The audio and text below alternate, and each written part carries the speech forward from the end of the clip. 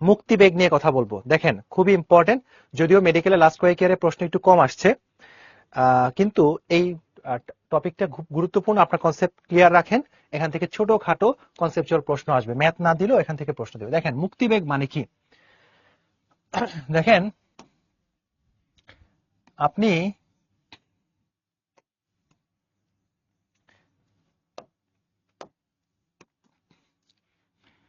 ধরেন এটা হচ্ছে পৃথিবী, এই পৃথিবীর সার্ফেস থেকে আপনি একটা বস্তুকে উপর দিকে নিক্ষেপ করছেন 5 কিলোমিটার/সেকেন্ড। বুঝেন এই বেগটা কত বেশি, যে 1 সেকেন্ডে 5 কিলোমিটার, অনেক বেশি। তাহলে 5 কিলোমিটার/সেকেন্ডে যখন আপনি নিক্ষেপ করছেন, একটা সময় না একটা সময় পরে এটা না আবার বেগ করবে, পৃথিবীর পৃষ্ঠে আবার বেগ করবে। আপনি 6-এ নিক্ষেপ করছেন 6 কিলোমিটার/সেকেন্ড বেগে, এটাও কিন্তু আবার একটা না একটা সময় পরে আবার পৃথিবীর পৃষ্ঠে ফিরে আসবে। আচ্ছা, আপনি যদি 11.2 কিলোমিটার/সেকেন্ড বেগে নিক্ষেপ করেন, এটা আর কখনোই পৃথিবীতে ফিরে আসবে না। পৃথিবীর যে আকর্ষণ, সেই আকর্ষণ কাটিয়ে সেটা অসীমে একদম বিলীন হয়ে যাবে, তাই না? আবার তার থেকেও যদি বেশি দেন আপনি 15 কিলোমিটার/সেকেন্ড, তাতেও কিন্তু পৃথিবী থেকে সে পৃথিবীর যে আকর্ষণ সেটা কাটিয়ে চলে যাবে।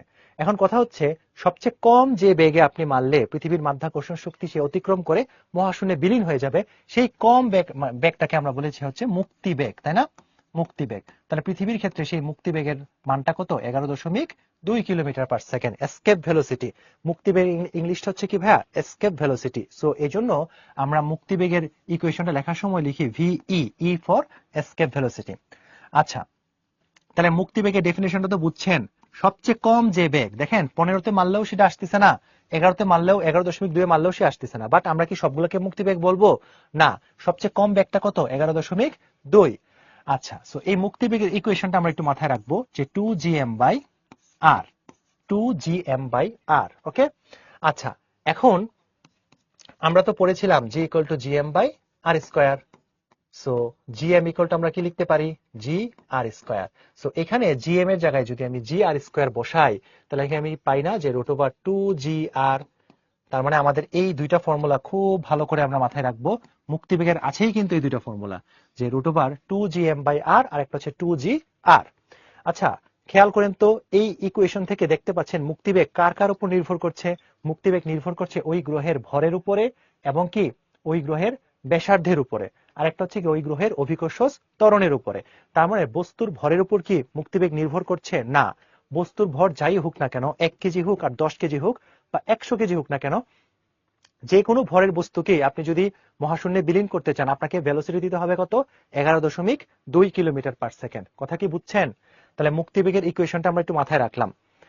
এখন আমাকে একটু বলেন তো, আমি আপনাদের একটা প্রশ্ন করি, সেটা হচ্ছে, আপনি পৃথিবীর পৃষ্ঠ থেকে এখানে 1 কেজির একটা বস্তু, এটা আর একটা হচ্ছে এটা 10 কেজির বস্তু, 10 কেজির বস্তু, আপনি দুইটাকে চান হচ্ছে উধাও করতে, দুইটাই আপনার ভাল লাগে না, এই দুইটাই আপনি হচ্ছে অসহ্য লাগে এই দুইটা জিনিসকে, একটা 1 কেজি আর একটা হচ্ছে কত? 10 কেজি। তাহলে দুইটাকে যদি আপনি বিলীন করতে চান, তাহলে কোনটাকে বেশি পরিমাণে ফোর্স দেওয়া লাগবে, 1 নাকি 10? আপনি একটু কমেন্ট করে জানান, 1 নাকি 10? ইভা বলছে সমান, ম্যাজিক করে দিব। আরে বাবা, 10 10 10, সেম সেম 10। আচ্ছা ঠিক আছে, আপনারা অর্ধেক সঠিক বলতেছেন, অর্ধেক ভুল বলতেছেন। আমি প্রশ্ন কি করছি দেখেন, আমি প্রশ্ন করছি 1 কেজি আর 10 কেজি কোনটাকে বেশি পরিমাণে ফোর্স দেওয়া লাগবে। উত্তর হচ্ছে 10 কেজিটাকে অবশ্যই বেশি পরিমাণে ফোর্স দেওয়া লাগবে। যারা বলতেছেন সেম, তারা চিন্তা করতেছেন যে মুক্তিবেগ, আমি তো মুক্তিবেগ প্রশ্ন করি নাই। অবশ্যই যেটা ভারী তাকে বেশি পরিমাণে ফোর্স দেওয়া লাগবে। যদি প্রশ্ন করতাম 1 কেজি আর 10 কেজি কোনটাকে বেশি পরিমাণে মুক্তিবেগ দেওয়া লাগবে, তখন উত্তর হইতো কত? সেম। কারণ মুক্তিবেগ বস্তু ভরের উপর নির্ভর করে না, তাই না? বেশি পরিমাণে ফোর্স দিব আমরা কোনটাকে? 10 কেজিটাকে। এখন আমি আরেকটা কোশ্চেন করি, একটু দেখেন তো। এটা একটা বস্তু, এই বস্তুকে আপনি সোজা 90 ডিগ্রি অ্যাঙ্গেলে উপরের দিকে মারলেন। আচ্ছা, আরেকটা বস্তুকে আপনি ভূমির সাথে, এটা হচ্ছে একটা বস্তু এ, আরেকটা বস্তুকে আপনি ভূমির সাথে 45 ডিগ্রি কোণ করে নিক্ষেপ করলেন, এটা হচ্ছে কত? বি। তাহলে একটা বস্তু এ উপরের দিকে নিক্ষেপ করলেন, আর একটা বস্তু হচ্ছে 45 ডিগ্রি করে নিক্ষেপ করলেন বি। তাহলে কোন ক্ষেত্রে মুক্তিবেগের মান 11.2 এর চেয়ে বেশি হবে নাকি কম হবে বলেন তো? মানে 11.2 এর চেয়ে কম বা বেশি, এ নাকি বি এর ক্ষেত্রে হবে?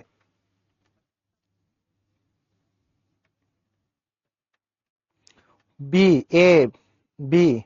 আচ্ছা, নূপুর চক্রবর্তী সঠিক বলছেন, সারা সঠিক বলছেন, সেম যারা বলতেছেন তারা সঠিক। ওকে, এ আর বি এরকম আলাদা না। দেখেন আমি যে ইকুয়েশনটা দিয়েছি, এখানে কি কোনো অ্যাঙ্গেল আছে? কোনো থিটা আছে, তার মানে মুক্তিবেগ থিটার উপর নির্ভর করে না। আমি আবারও বলছি, মুক্তিবেগ বস্তুর ভরের উপর নির্ভর করে না এবং কোনো অ্যাঙ্গেল বা থিটার উপর নির্ভর করে না। তাহলে এ এর ক্ষেত্রেও মুক্তিবেগ যা হবে, এ বি এর ক্ষেত্রেও মুক্তিবেগ তাই হবে। কথা বুঝছেন? হয়তো বা 45 ডিগ্রি কোণে বা 90 ডিগ্রি কোণে মারলে তাদের প্রথম দিকে তাদের রোটেশনটা একটু পথটা একটু ডিফারেন্ট হবে, বাট মুক্তিবেগ কিন্তু সেমই থাকবে। ওকে, আপনি 45 ডিগ্রি কোণে মারেন বা 80 ডিগ্রি কোণে মারেন, অলওয়েজ অলওয়েজ কি থাকবে? 11.2 কিলোমিটার পার সেকেন্ড। ওকে, আচ্ছা ঠিক আছে। এখন মুক্তিবেগ থেকে এই যে বইয়ে আমাদের কয়েকটা কথা আছে, যে ইকুয়েশনটা দেখেন, যে √2gr এবং মুক্তিবেগ বস্তু ভরের উপর নির্ভর করে না, এই কথাগুলো আমি একটু আগে বললাম। ছোট বড় যাই হোক না কেন, মুক্তিবেগ কি থাকবে? একই থাকবে, তাই না? আচ্ছা, এখন মুক্তিবেগের বিভিন্ন মান আছে, এই মানগুলো আমরা একটু পড়বো, বুঝতে পারছেন? তবে পড়ার আগে আপনারা যে ইন্টারমিডিয়েট তো অনেক প্রাইভেট পড়ছেন, সেই প্রাইভেট গুলার অনেকগুলো সময় আমরা মনে রাখতাম না, যে শনি সোম বুধ হচ্ছে উইসারের এতটা বাজে প্রাইভেট, বা রবি মঙ্গল বৃহস্পতি হচ্ছে এতটা বাজে প্রাইভেট। তাহলে আমরা একটু কয়েকটা প্রাইভেটের টাইম আগে মুখস্থ করি, ঠিক আছে? টাইম হচ্ছে, ধরেন বুধবার 4টায়, হ্যাঁ, আহ, বুধবার 4টায় প্রাইভেট আপনার, কয়টা? বুধবার 4টায়, মঙ্গলবার 5টায়। খুব কঠিন কথা বলছি আমি? বুধবার 4টা, মঙ্গলবার 5টা। আচ্ছা, শুক্রবার, শুক্রবার শুক্রবার হচ্ছে, দেখেন নামাজের টাইম মাঝখানে, সো হচ্ছে একটা পারফেক্ট টাইম। আপনি প্রাইভেট পড়তে চান কখন? সকাল 10টা, তাহলে শুক্রবার 10টায়। তাহলে বুধবার 4টা, মঙ্গলবার 5টা, শুক্রবার হচ্ছে কি 10টা। আর বৃহস্পতি, বৃহস্পতির ক্ষেত্রে মনে রাখবেন, বৃহস্পতিবার যেহেতু হাফ বেলা, সো হচ্ছে একটু কম, মানে 1 ঘন্টার চেয়ে একটু কম প্রাইভেট পড়ে, মানে 59, মানে 59। সো এই যে